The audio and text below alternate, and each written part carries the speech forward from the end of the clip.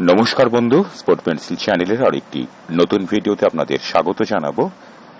যদি আপনি আমার ভিডিওতে প্রথমবার এসে থাকেন, তাহলে একটা বৃহত্তর ইস্টবেঙ্গল পরিবার গঠনের যে স্বপ্ন স্পোর্ট পেন্সিল দেখে, প্রায় 13,000 সদস্য এসেছেন। আপনি আসুন বন্ধু, ভিডিওর নিচে থাকা সাবস্ক্রাইবার বাটনটিকে ছুঁয়ে দিন। আর একটা কথা বলবো, স্পোর্ট পেন্সিল চ্যানেলে একটা জিনিস বাধ্যতামূলক, ইস্টবেঙ্গল ক্লাবের নামে, নিজের মায়ের নামে একটু জয়গান করতে হবে। কমেন্ট সেকশনে জয় ইস্টবেঙ্গল কথাটা লিখতে ভুলবেন না।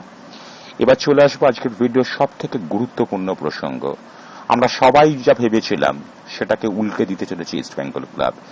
রীতিমতো মুম্বাই সিটির সাথে পাল্লা দিয়ে ইস্টবেঙ্গল যেভাবে ফুটবলার নেওয়ার জন্য ঝাঁপিয়েছে, এরকম ঘটনা আমরা আগে দেখতে পাইনি। আমি আসছি বন্ধু, আপুইয়া সম্পর্কে একটা গুরুত্বপূর্ণ আপডেট আপনাদের সামনে তুলে ধরবো আরেকজন বিদেশি সম্পর্কেও। তার আগে যে কথাটা বলবো, আরো একবার বিরোধী শূন্য ইস্টবেঙ্গল ক্লাবের নির্বাচন। দেবব্রত সরকার, নিতু সরকারদের বিরুদ্ধে প্রার্থী দেওয়ার মতো কারো কিছুই নেই। শোনা যাচ্ছে ঝুলন গোস্বামী মহিলা দলের প্রাক্তন কিংবদন্তি ক্রিকেটার ইস্টবেঙ্গল ক্লাবের কর্মসমিতিতে আসবেন। তিনি নিজেও বেশ আশাবাদী। সেসব তো গেল বন্ধু, ইস্টবেঙ্গল ক্লাবে গণতন্ত্র বলে কোনো বস্তু নেই। এই সত্যিটা আমাদের কিন্তু আজকের দিনে মানতেই হবে। ছেড়ে দিন এসব নির্বাচনী কথা, বাদ দিয়ে চলে আসবো ভিডিওর আসল প্রসঙ্গে, যেখানে মুম্বাই সিটির সঙ্গে চোখে চোখ রেখে আগামী 10 তারিখের একটা সময় ইস্টবেঙ্গল ক্লাব দিয়ে দিল। 10 তারিখ বলতে জুন মাসের 10 তারিখ। আমরা জানতাম যে আপুইয়াকে নিয়ে একটা দড়ি টানাটানির খেলা চলছিল মুম্বাই সিটি এফসির সাথে ইস্টবেঙ্গল ক্লাবের। সে খেলা বন্ধে একেবারে শেষ পর্যায়ে পৌঁছে গেছে। এই মুহূর্তে আপুইয়া রীতিমতো দ্বিধাগ্রস্ত। তিনি কোথায় যাবেন, তিনি কি করবেন? ইস্টবেঙ্গল ক্লাব তার সামনে যে টোপ ঝুলিয়ে দিয়েছে, সে টোপকে অস্বীকার করার ক্ষমতা ওই আপুইয়ার মতো নবীন প্রতিভার নেই। মুম্বাই সিটিও আস্তে আস্তে করে হাত গোটাচ্ছে, যেরকম তারা হাত গুটিয়েছিল ডিমিত্রিয়াসের ক্ষেত্রে। তারা তো ঝাঁপিয়েছিল। মাঝে মাঝে প্রশ্ন আসে, মুম্বাই সিটি এফসি কি ইস্টবেঙ্গলের বাড়াভাতে ছাই দেওয়ার জন্য ফুটবলারদের দর বাড়িয়ে দিচ্ছে? এ প্রসঙ্গ বিতর্কিত, স্পর্শকাতর। এ বিষয়ে কোনো কথা না বলে বলি, আপুইয়াকে ইস্টবেঙ্গল ক্লাব নেবার ব্যাপারে এতটাই বদ্ধপরিকর। শেষ পর্যন্ত যদি আমরা এই ফুটবলারটিকে ইস্টবেঙ্গল ক্লাবের জার্সি গায়ে আগামী মরশুমে খেলতে দেখি, তাহলে বন্ধু অবাক হবেন না। আজকের 5 তারিখে দাঁড়িয়ে বলি, আর মাত্র 3টে দিন অপেক্ষা করুন। 3টে দিনের মধ্যেই আমাদের কাছে পুরো স্পষ্ট হয়ে যাবে ইস্টবেঙ্গল টিম রিক্রুটাররা যেভাবে ঝাঁপিয়েছে, তারা যেভাবে মুম্বাই সিটি এফসির চোখে চোখ রেখে ফুটবলার ছিনিয়ে আনছে। আমরা আশা করতেই পারি আপুইয়াকে আমরা পেতে পারি। এবার সব থেকে বড় যে আপডেটটা দেব, সেই ফুটবলারটার নাম হচ্ছে জর্ডান এলসি। খুব কম সময়ের মধ্যে তিনি ইস্টবেঙ্গল সমর্থকদের নয়নের মণি হয়ে উঠেছিলেন। চোট আঘাত তাকে মাঠের বাইরে পাঠিয়েছিল। সেই জর্ডান এলসির প্রত্যাবর্তনের, ফিরে আসার একটা সম্ভাবনা ইস্টবেঙ্গল কর্মকর্তারা তৈরি করে রেখেছিলেন।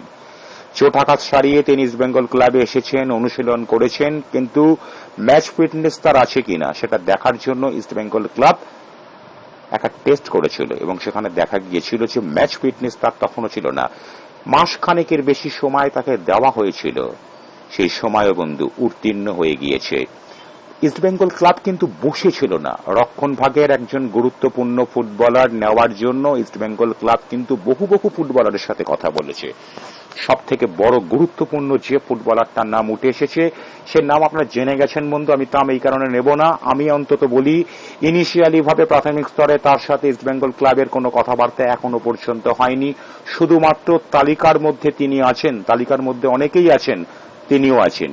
যিনি তালিকার মধ্যে আছেন, যার সাথে এখনো অব্দি ইস্টবেঙ্গল ক্লাবের কথাবার্তা প্রাথমিক রাউন্ড পর্যন্ত গড়ায়নি, তার নামটা হাওয়ায় ভাসিয়ে দিয়ে নতুন করে আপনাদের কাছে মিথ্যাবাদী প্রমাণিত হওয়ার কোনো আকাঙ্ক্ষা আমার অন্তত নেই। যাদের আছে তারা হয়েছে কি হবেনি সেটা পরের কথা। ঠিক এই জায়গায় দাঁড়িয়ে বলি, একটা শেষ সুযোগ পেতে চলেছে জর্ডান এলসি আগামী 7 দিনের মধ্যে। যদি তিনি নিজেকে ম্যাচ ফিটনেসের সেই আগের জায়গায় নিয়ে যেতে পারেন, তাহলে জেনে রাখুন, সপ্তম বিদেশি আসবে কি আসবে না, রক্ষণ ভাগে ইস্টবেঙ্গল ফুটবলার নেবে কি নেবেন, এটাকে নিয়ে দ্বিধাদ্বন্দ্ব ছিল। জর্ডান এলসি যদি হয়, তাহলে রক্ষণ ভাগের এই ফুটবলারটা আগামী 7 দিনের মধ্যে ইস্টবেঙ্গল ক্লাবের সাথে নতুন করে চুক্তিবদ্ধ হতে চলেছে।